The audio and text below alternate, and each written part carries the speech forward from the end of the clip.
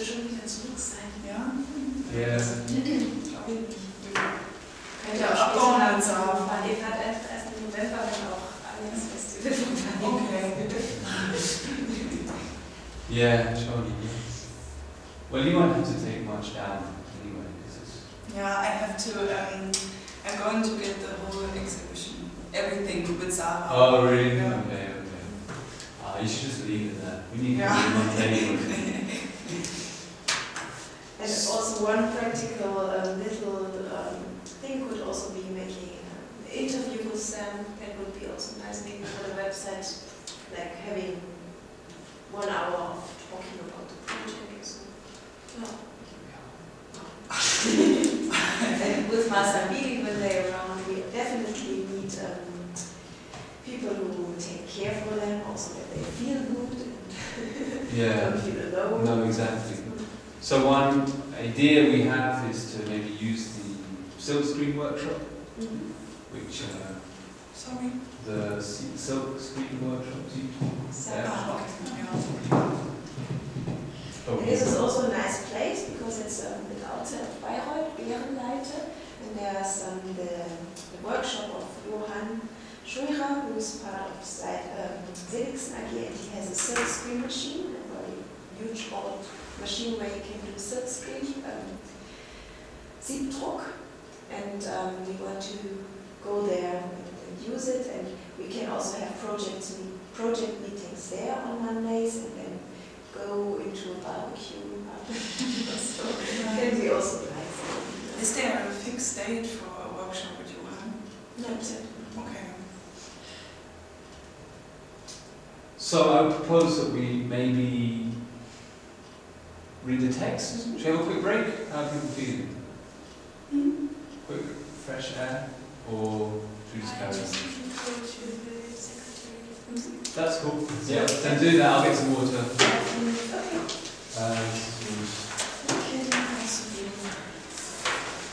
Perfect.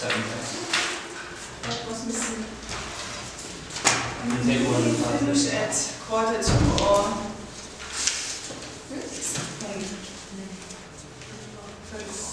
5:45.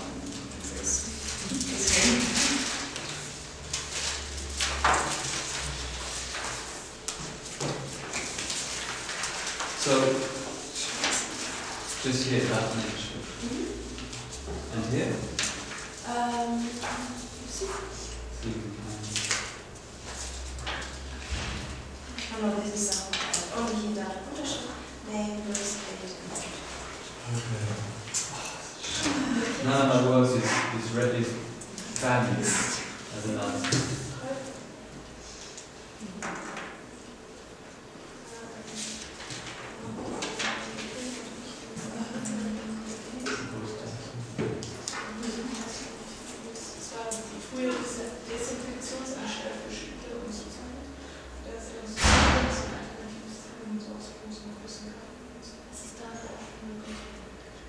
Ja, genau. so next week we can do that, is it? Upstairs. Yeah, I think so. Maybe at the shop as well. Yeah. And then continue reading. Next week is what day? 6th. 29th. Yeah. Is it? 9th is this month, yeah. Exactly. Maybe process. This week and maybe the next week. Yeah. Well, that's good news.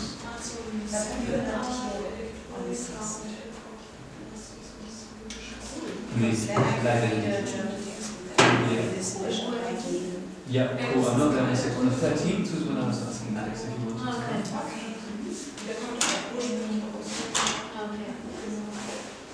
Maybe. But he's going to confirm. 27th, I have to do my tutoring notes. Okay, so I'm reading something in German. Yes, exactly. And then the 3rd, and then the others on back. So next time we should go to the outside. Dann halt ihr irgendwie so weiter maybe Sport.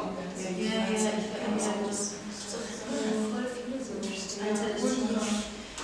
Videoshort. Wir haben uns letztens eins angeschaut von dem Rafting, Kongo. Boah, ist voll abgefahren. Das ist auch schon Nee, das ist total witzig. ja,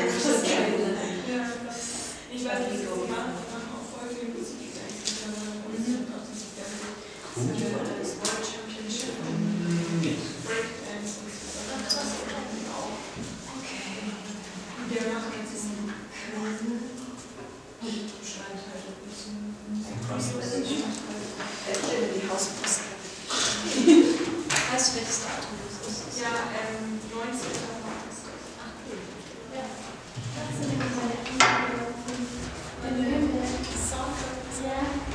Ja, so durchwachsen, weil wir teilweise haben wir dann, teilweise war es so, dass, also das war jetzt bis jetzt plus 3 Mal und das erste Mal war cool, das war richtig voll, das zweite Mal hatten wir so ein Bild aus Bayreuth und das war auch cool, das war auch einigermaßen voll und jetzt das letzte Mal war es relativ leer, weil halt das der erste Sonnentag war und das ist halt leider drinnen.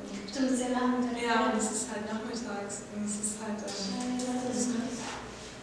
ist so, das Soundcafé heißt das, das ist so eine Veranstaltung, Nachmittagveranstaltung mit Kaffee und Kuchen und so und dann legen halt DJs auf oder es kommen Musiker vorbei und so, das ist halt umsonst.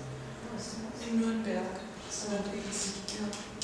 Genau, und das nächste Mal ist am Samstag, 18. Mai, also am Samstag vor Pfingsten. Das ist im Biergarten in Nürnberg im Café. Da kann ich eigentlich kommen. Ja. Ja, dann. Ich sag dir auf jeden Fall nochmal, obwohl vielleicht kommst du mal. Ich glaube gar nicht. Nee. Aber ich kann dir dann noch das Ding machen. Ja. Das wird auf jeden Fall noch cool, weil es so draußen ist im Biergarten. Das ist voll schön. Ja. Deine Freunde, wo elektronische Klienten sind die hier aus Baden oder? Nee, die sind aus Wien. Okay. Genau. Ja, heute kannst du ja auch alles so gut. Drum Bass wird auch sehr experimentelle Band. Echt? Mhm. Cool. Wie macht der das? Nee, also über Tracks. Ah ja. Ja. Aber das ist Cool, und der ist in Bayreuth. nee, Berlin. Ah.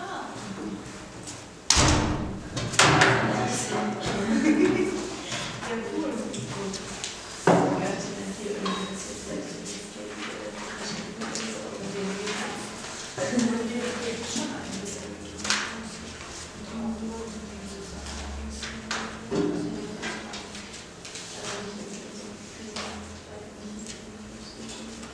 Doch, schon groß.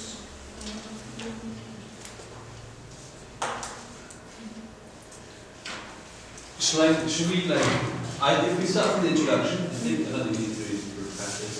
Ja. And I can start, maybe we can just like go around a bit each. Okay. It's the introduction. It's simple. People produce works, and we do what we can with them. We use them for ourselves by search and edit. Post-production is a technical term from audio-visual vocabulary used in television, film, and video. It refers to the set of processes applied to recorded material. Montage, the inclusion of other visual or audio sources, subtitling, voiceovers, and special effects.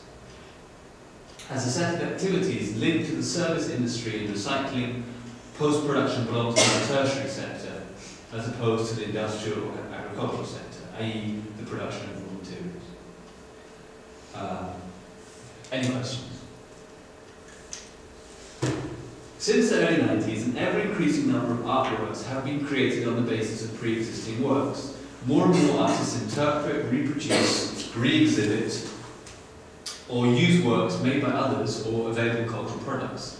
This art of post-production seems to respond to the proliferating chaos of global culture in the information age, which is characterized by an increase in the supply of works and the art world's annexation of forms or ignored or disdained until now. These artists who insert their own work into that of others contribute to the eradication of the traditional distinction between production and consumption, creation and copy, ready-made and original work. The material they manipulate is no longer primary. It is no longer a matter of elaborating a form on the basis of a raw material, but working with objects that are already in circulation on the cultural market, which is to say, objects already informed by other objects. Notions of originality, being at the origin of, and even of creation, making something from nothing, are slowly blurred in this new cultural landscape marked by the twin figures of the DJ and the programmer, both of whom have the task of selecting cultural objects and inserting them into new contexts.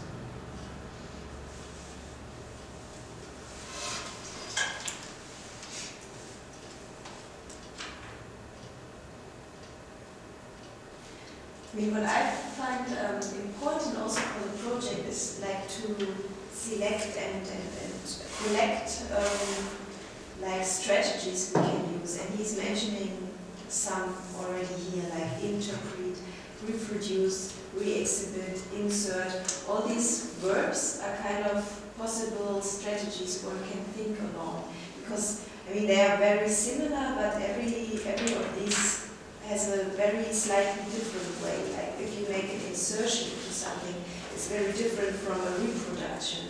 So of course he uses them here as a series of ways, of strategies artists develop to do something, but when we take each of them einzeln, singular, then it means a whole different set of what comes behind. If you exhibit something and you re-exhibit it, or if you make a reproduction of something, if I take an object and I reproduce it again, it is completely different than making a collage where I have to cut it and then I recollect it. And all these verbs can be, if we collect them, we can have very different strategies how to enter our archive. And all of these can be like starting points to think, what can I do with the archive? I can destroy it, I can mesh it, I can reinterpret it, I can spotlight it, I can do so many different things with the archive. And I think texts like this help us to bring other ideas when we've thought about what we can do with something. And this part of doing, I think, for Bourdieu was very important, because he speaks about practice a lot, about practice and the relations that come out of these new practices. So that can be one of our foci we have in mind when we read the text. What kind of practices is he proposing, and which could be interesting for us as well? What does eradication mean? Eradication. Eradication. To eliminate. Okay. To rub out. Mm-hmm. So I suppose my question would be an open question. If you're making a work which is using other people's work, take the DJ for example. So say does it matter actually if you know the original work or not? It depends on the aim of the artist or not. Okay. Because I think sometimes it's the work only works if you know the history of the own parts, of the single parts. The reference. Yeah. If you don't know, maybe you get a second floor of interpret. Yeah. So this is also like. So I'd say this is, but I think this is something which we were talking about the other day, modernism. So in literature, in art, I think has been characterized by this form of quotation, like what in I think literature is called intertextuality, but in visual arts called referencing. So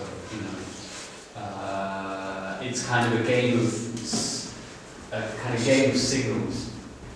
You write down. It's a way also you can do some. You can write a book, and you can make it much more profound than that book because of all the references that it has. It's somehow building on stuff which has been done before.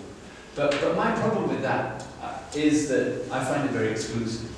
You know, because, for example, also like one of the big modernist poets in Britain was T.S. Eliot, great poet. But a lot of what he writes is quotations to ancient Greek literature, to ancient Roman literature, to all this stuff that I personally haven't read. Now, I really love to read T.S. Eliot because the images are really great and the visuals are great. But I sometimes feel that I'm like not in the club, you know. And this is a really dissatisfying feeling. But then I think about like going to see a DJ, and if you go and see a DJ and they're playing wicked music, it's really, you just like it, you know, it's very visceral, you just kind of respond to it. But then you have like the kind of, the people that know the music they're playing, and they're like, oh yeah, oh he's playing that tune, and now he's playing that tune. And I don't know if they're having a better time than me. Do you know what I mean? Yeah, sorry. I've similar experience. I talk about myself that I don't know much about culture, for example, old films. Yeah. But I have friends who know those, and when they see in another film just a remark about whatever, they laugh because they understand the context, why it is said so. Maybe I find it funny too, but I don't understand exactly why it's funny. Mm. And another point I think is that there's language, and in language we take up ideas or remarks that are from film, from books, from music, like to jump the shark. I don't know if you know this expression. You do something really daring and stupid at the same time. And it's from film. And then the last Indiana Jones film, where Indiana Jones hides in a refrigerator when an atomic bomb drops at some test site. This expression, jump the shark, changed to something about Indiana Jones in the refrigerator. And well, he survived, so it made sense in the film. Yeah. And this expression with Indiana Jones was, I think, very short-lived because I haven't heard it since when the film came out. And it's something that's important too, I think, when we talk about whether it's important to know the original piece of music or film or book. What did you say? Well, my boyfriend has exactly this experience that when he goes to a club, or we go to a club, and he just recognizes the individual tracks the DJ is playing. He like comes over to me and like, oh my god, this is the new release from this and that. I'm like, okay, just leave me alone, I want to dance. I'm happy for you that you recognize it. But he's just overwhelmed about every individual thing, and because he DJs himself, he knows exactly what the DJ is doing here and why he fades out this little bit and brings in another thing.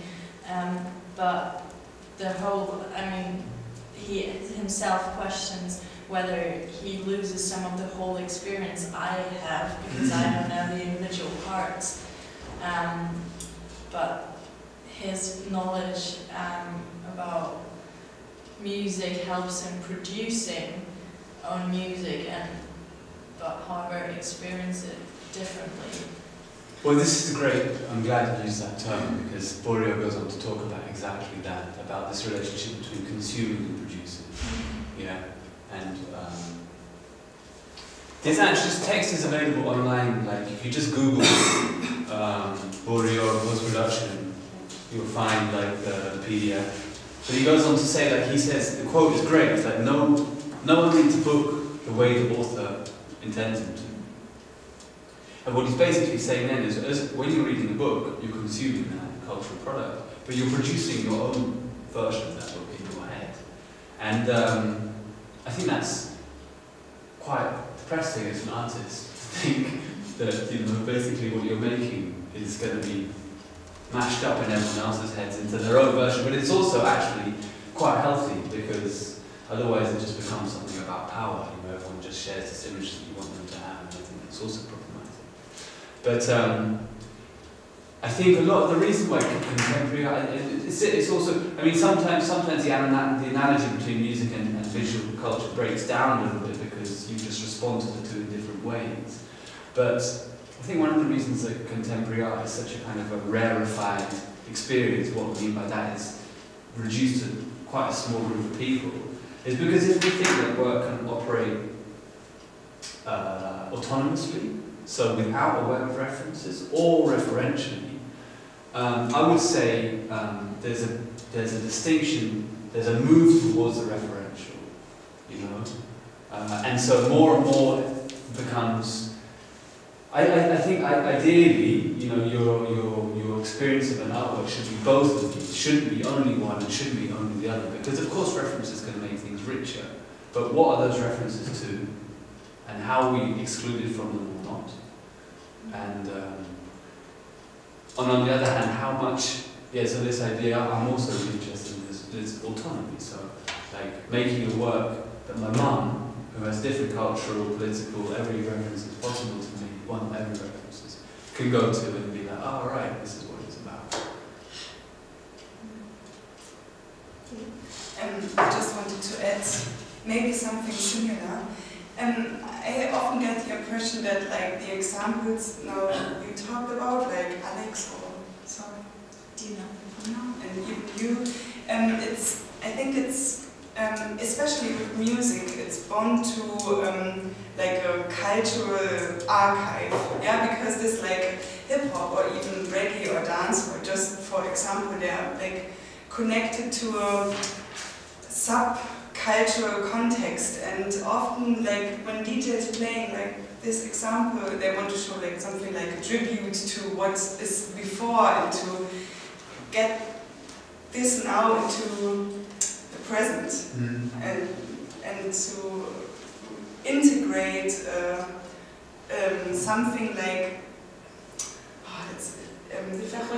okay, sorry, ja, also gerade bei Hip-Hop oder auch jetzt, was gerade so im Reggae stattfindet, also dieses kulturelle Archiv sozusagen, was sich durch die Musik ausdrückt, irgendwie hat das was mit Tribut zu tun, und das eben wieder sozusagen in die Gegenwart zu verpacken, das hat ja auch was mit, also das, was alles da so am Archiv dranhängt, also Erinnerungen und so, und deswegen ist es manchmal schon wichtig, oder was heißt wichtig, aber es ist manchmal schon gut, das zu kennen, also um auf deine Ausgangsfrage drauf einzugehen. Ich würde sagen, es ist nicht immer nötig, aber wenn man jetzt Archiv betrachtet, oder halt dieses Archivding, ich bin nicht so ganz sicher, was es ist, also noch nicht, dann glaube ich, bringt es viel, das in so diesen kulturellen Kontext zu tun, oder beziehungsweise in den also wie zum Beispiel beim Hip-Hop oder im Reggae oder so, diesen subkulturellen Kontext mit einzubinden. Denn da geht es ja auch also zum Beispiel im Reggae geht es dann ja inhaltlich, im Hip-Hop aber um das, was erfunden wurde, also egal ob Breakbeat oder sowas, und das wieder mit in die Gegenwart zu bringen. Das ist auch so ein Respekt zollen. Ja, das ist also, dass man die Geschichte nicht vergisst, sondern dass man... Und das gehört auch zum Archiv dazu. Yes, but I also believe that's a really good example, because I think subculture is as much about inclusion as it is about exclusion. You know, and it's tributing like the whole, you know, the masters of the genre somehow, and that's cool. That kind of lack of cultural amnesia or cultural references in that term. But on the other hand, it means that group of people that listen to that music come closer together, and people that don't know those references are somehow excluded. So it's an interesting.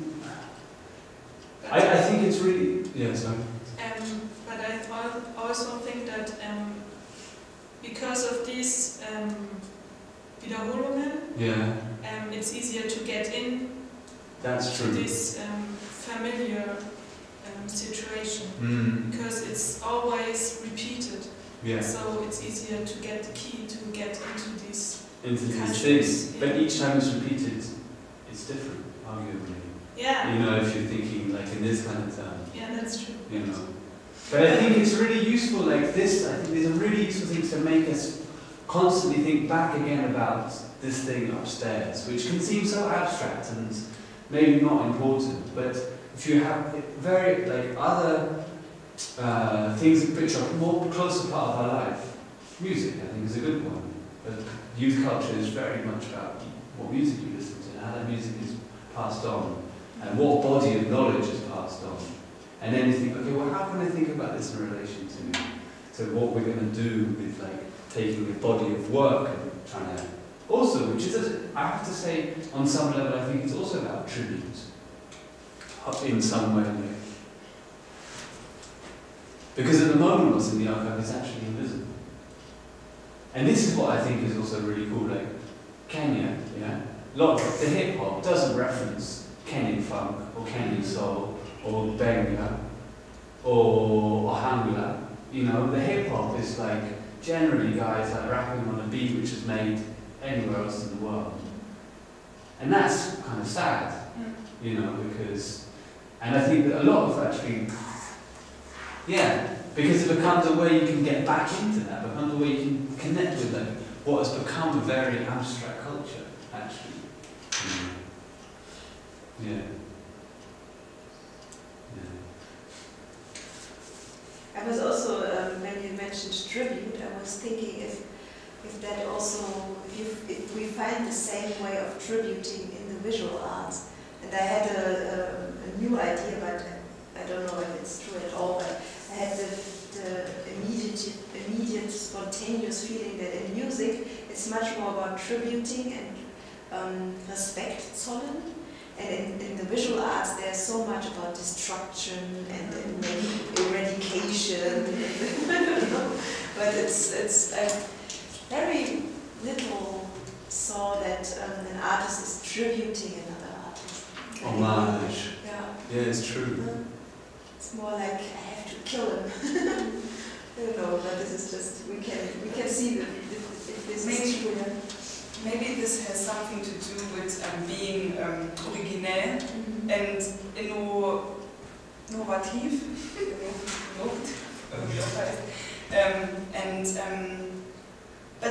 but I think, like I said before, or I'm not sure about, but I think this really has something to do with the context you're in, yeah, because hip hop is really strong connected to that, because one of the main things or important things is, it's not, it has changed, but is the aspect of sampling to get something old into new. It's like, I don't know, yeah. No, continue, please. This is it, yeah, because this is exactly what we were reading about last week. This,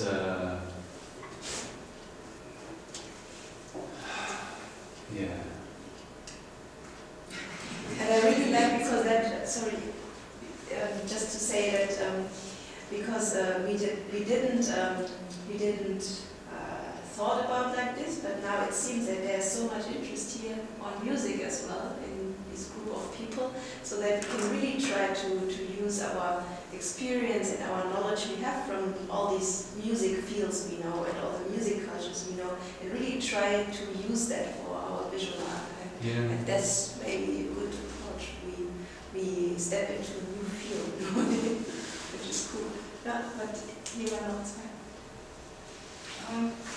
Well, I don't know that much about music, but as I said before, I have those friends who know so much about films, and what I wanted to point out was that for them it's not something intellectual, it's not the intellectual one in which it isn't knowing this or that film that they've seen, but it's also, well, I get it.